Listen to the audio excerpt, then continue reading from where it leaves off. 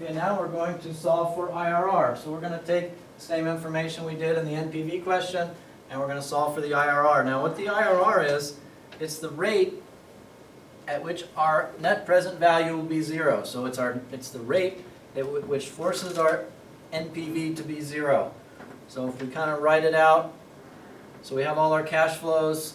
So we have 0 equals negative 10,000 plus, now I'm not going to write out all the cash flows, but I'll write out the first and the last, 2,000 divided by 1 plus, and this is where our IRR is.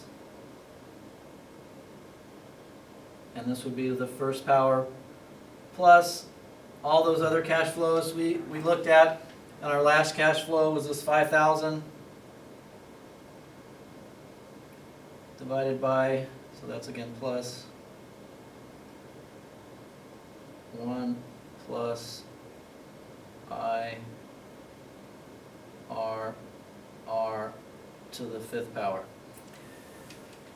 So this would take quite a bit of time to solve by trial and error. Basically, you'd have to keep trying different IRRs until this formula forced this to be zero. So we learned if we use 10%, our NPV in our last case was about $2,000. But we need to know what the IRR, what rate forces this NPV to equal zero.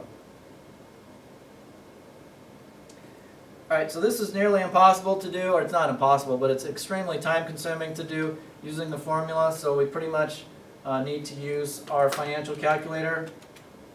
And one thing we can if we have a question like this one where it's the same information, we can kind of skip a few steps. So because we already have our information in there, we have our negative 10,000, we have our cash flow 1, 2,000, frequency 2, our next cash flow is 4,000, frequency 2, next cash flow is 5,000, frequency 1.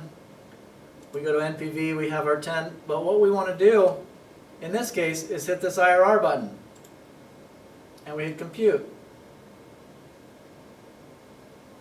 So in this case, our IRR is 17.3. So IRR